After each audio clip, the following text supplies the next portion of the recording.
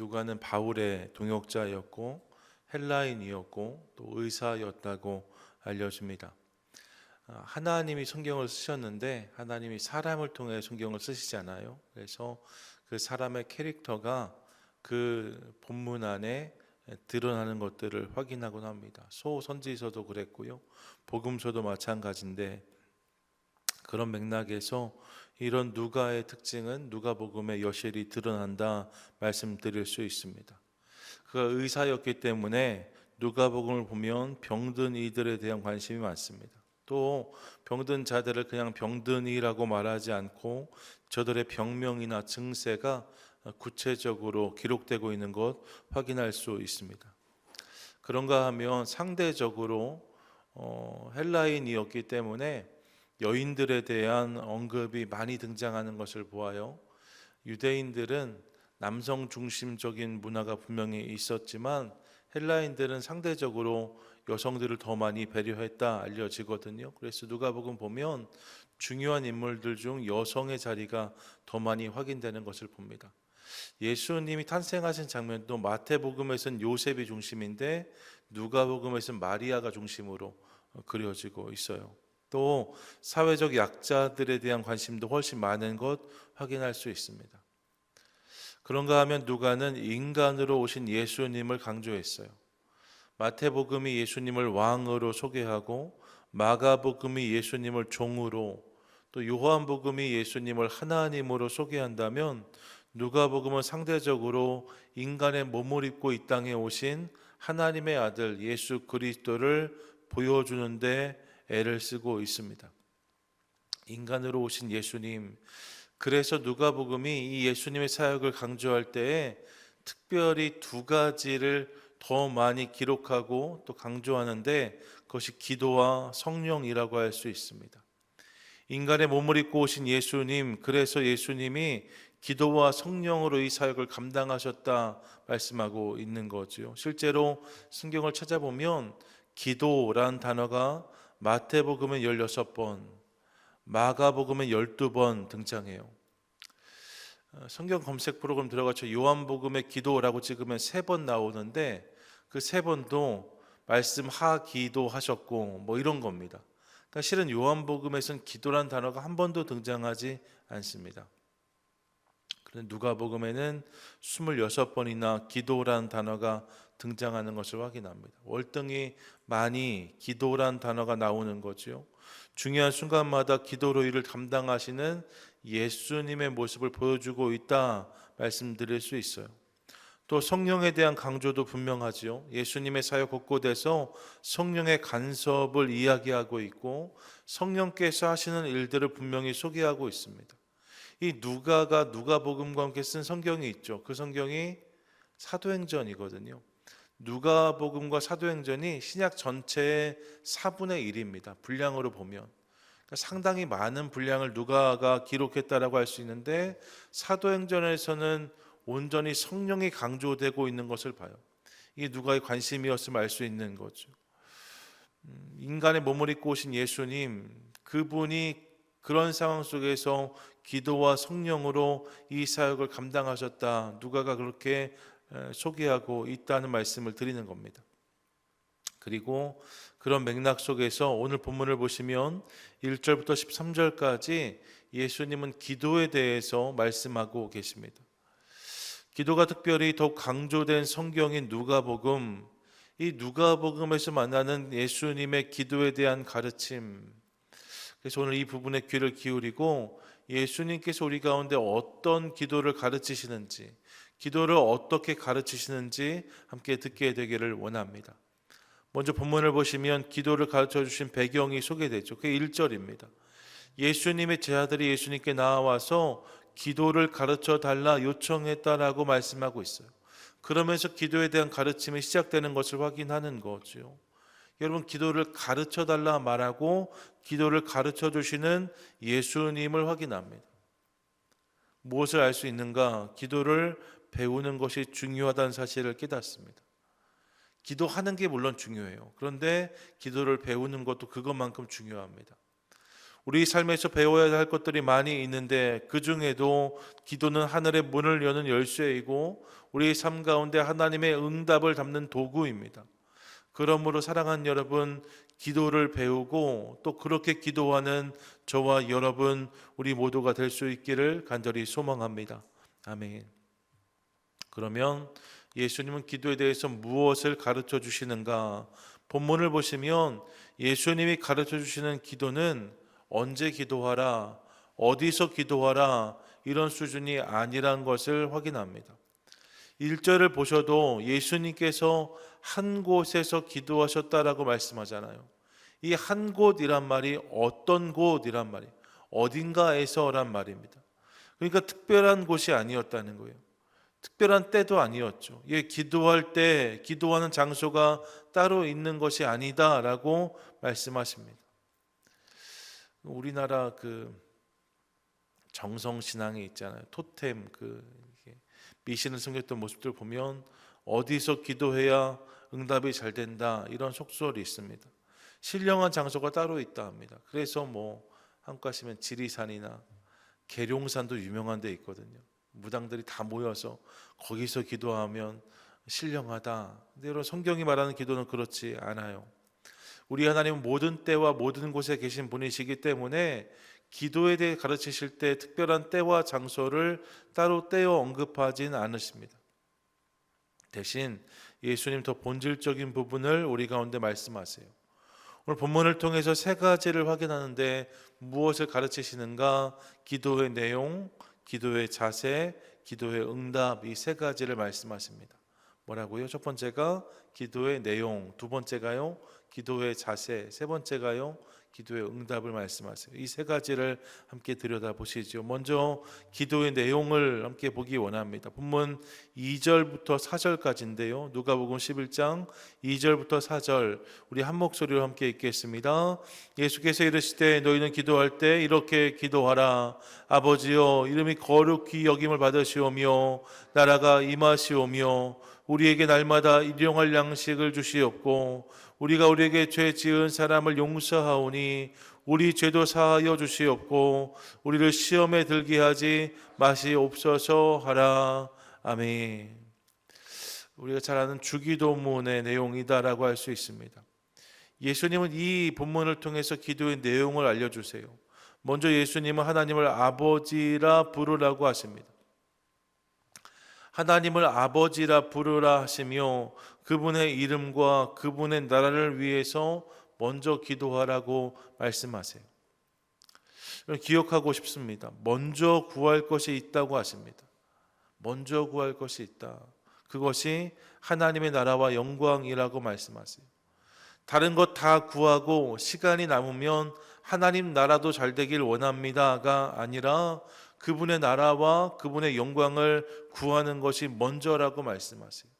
우리의 기도에 그런 모습이 있어야 된다는 거죠. 마태복음 6장 33절입니다. 그런즉 너희는 먼저 그의 나라와 그의 의를 구하라.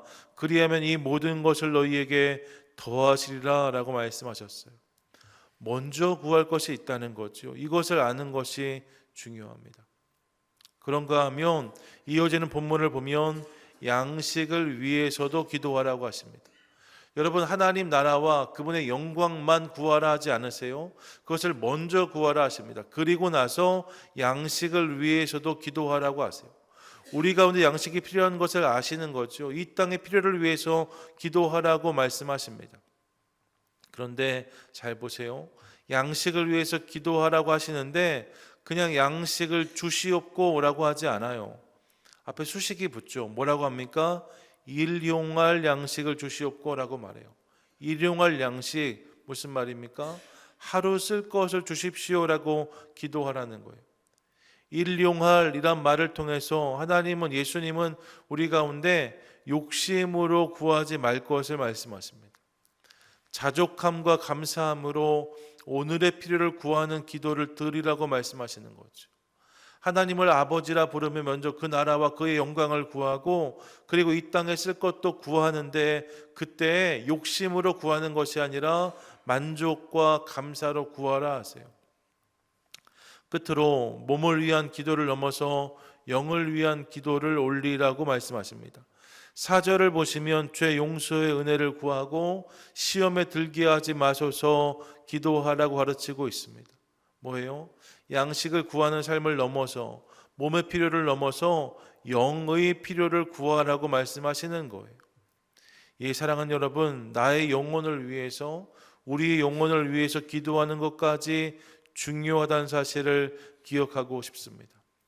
요한 3서 1장 2절 잘 아시는 말씀입니다. 사랑하는 자여, 내 영혼이 잘됨같이 내가 범사에 잘되고 강건하기를 내가 간구하노라 기도하고 있습니다.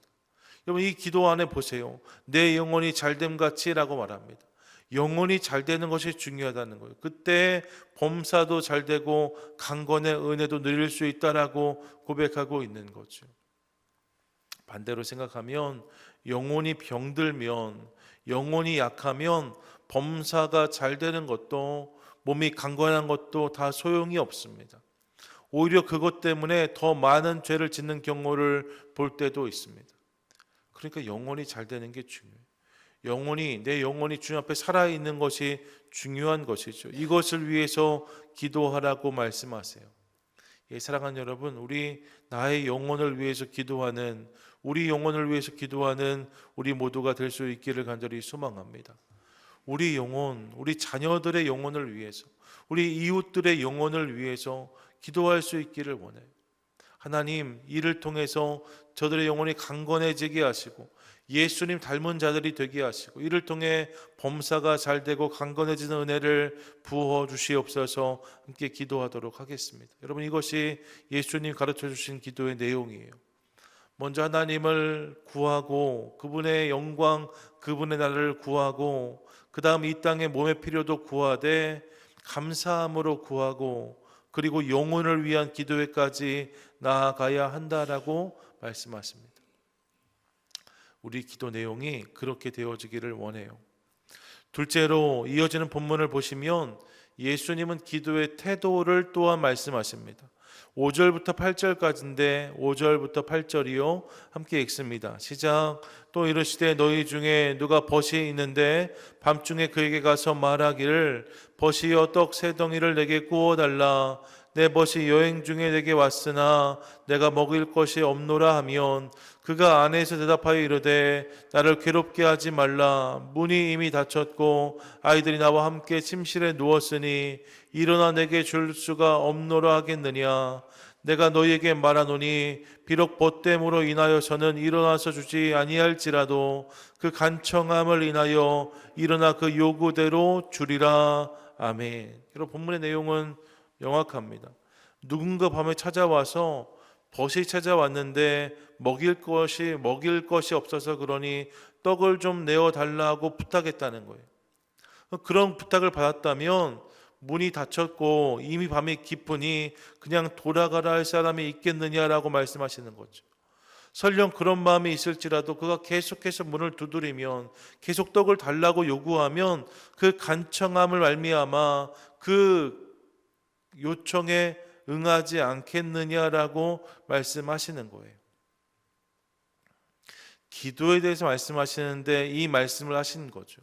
그런 맥락에서 이 본문 속에서 우리가 가장 집중해야 되는, 주목해야 되는 단어가 바로 간청이란 단어입니다. 간청. 헬라어로 보면 아나이데이아라고 되어져 있는데 부끄러움이나 염치를 무릅쓰고 하는 간곡한 구함이라고 번역할 수 있어요. 염치불구하고 거듭해서 간절히 구하는 모습 말입니다. 그래서 새 번역 성경을 보면 이 부분을 조르다라는 단어로 번역해 놓았습니다. 그가 계속 조르면이라고 말해요.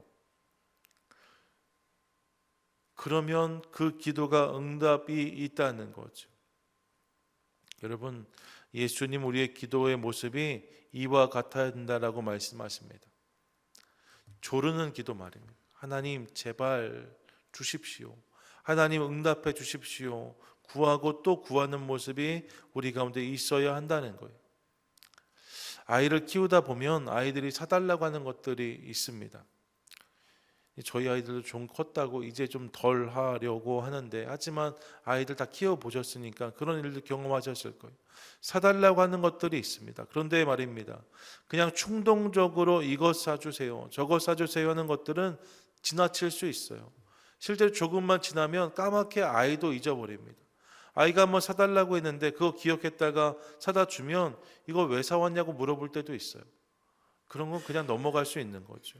하지만 여러분, 정말로 원하는 것이 생겼을 때 아이의 모습을 떠올려 보십시오. 그러면 계속해서 말합니다. 계속해서 말합니다. 식당에 가도 아빠 집에 가는 길에 그 가게 한 번만 들리면 안 돼요. 교회에서 집에 돌아갈 때도 아빠 잠깐만 돌아가서 거기 좀 가면 안 돼요. 밖에만 나가면 그거 사줄 수 있냐고, 밖에만 나가면 그 가게 갈 수 있냐고 물어보는 거죠. 그 정도가 되면 정말로 필요한 거예요.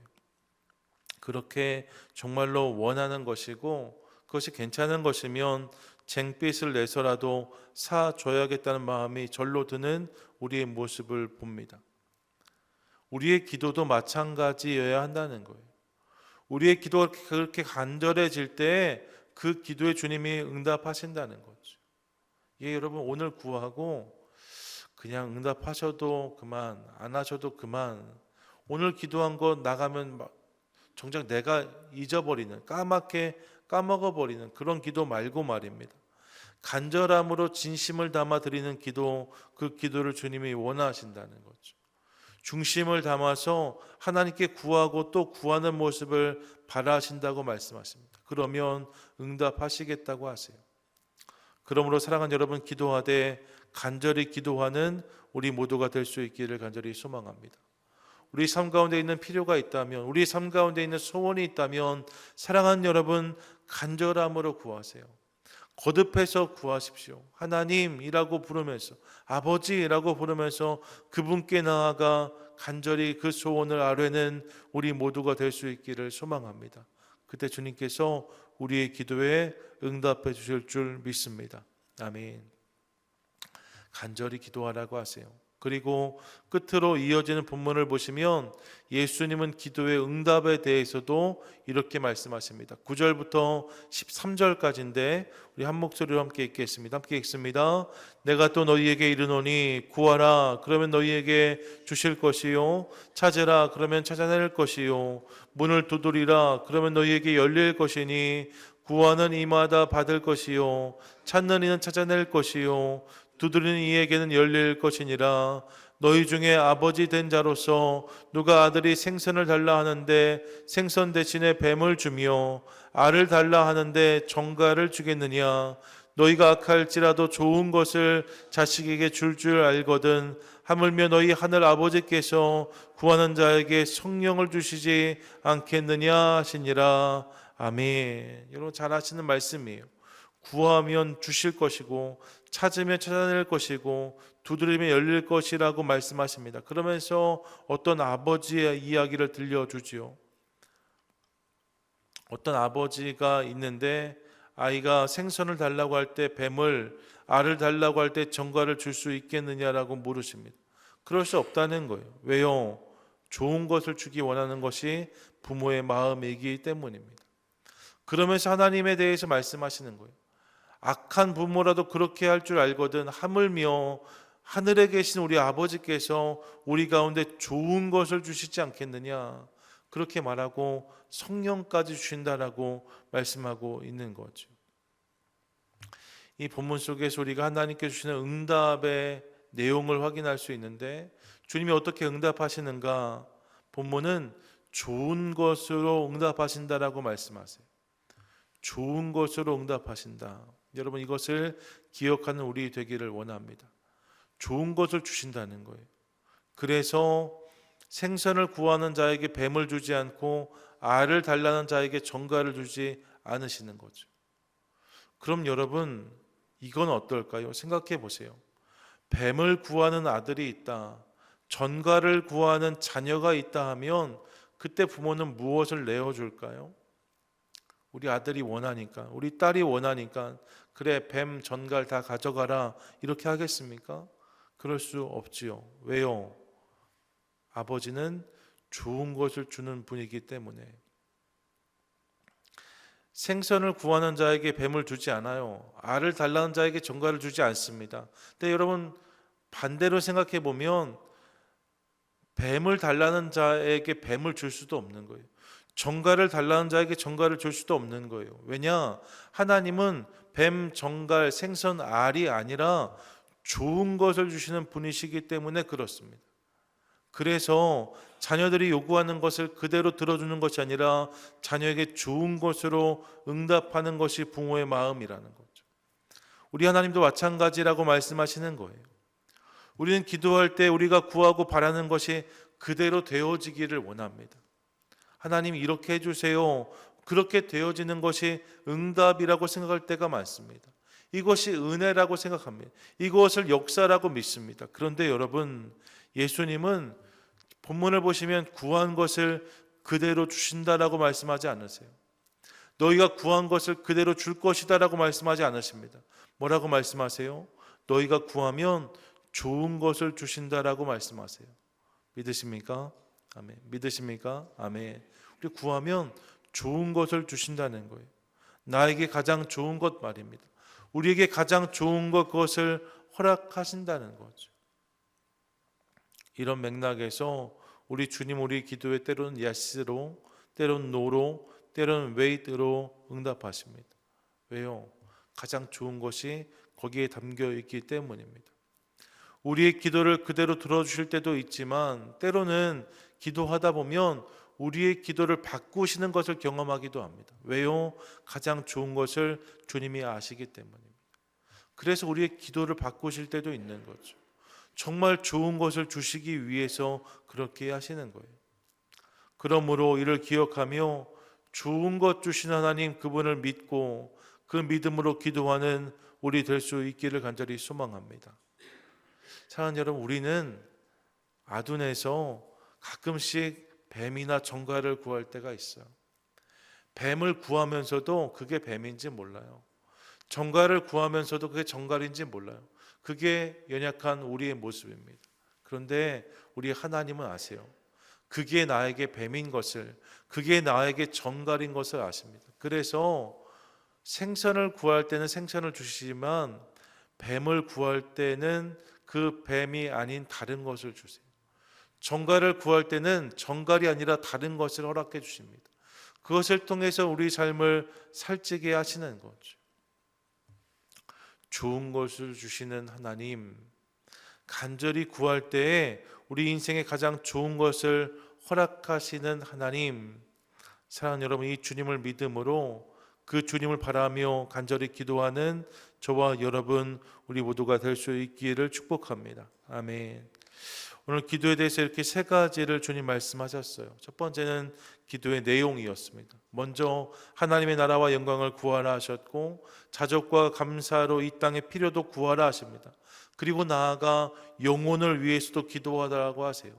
그러므로 오늘 새벽부터 우리의 기도에 이 내용을 담아가도록 하겠습니다. 하나님을 위해 기도하고 이 땅의 필요를 위해서도 구하며 내 영혼을 위해서도 기도하는 우리 되기를 원합니다.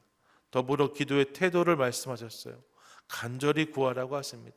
그냥 대충이 아닙니다. 설렁설렁이 아닙니다. 간절한 소원을 가지고 구하라고 말씀하세요. 그러면 응답하신다라고 말씀하십니다. 그리고 이 응답에 대해서 하나님은 구한 것을 주시는 것을 넘어서 좋은 것을 주시는 분이라고 말씀하십니다. 예, 좋은 것을 주신다는 거예요. 꼭 기억하십시오. 우리 주님이 우리 인생에 좋은 것을 주십니다. 그분이 나의 아버지이시기 때문에 이 믿음으로 구할 때에 주님으로부터 좋은 것을 경험하는 성도가 될 줄로 믿습니다. 이것이 주님이 가르쳐 주신 기도이고 기도의 내용인 거죠. 바라기는 이를 기억하며 기도하는 것을 통하여서 그분의 역사와 은혜를 경험하고 날마다 우리 삶 가운데 좋은 것을 채우시는 하나님, 그분을 누리며 살아가는 복된 성도와 교회 우리 모두 되시기를 주님의 이름으로 간절히 축원드립니다. 아멘. 우리 기도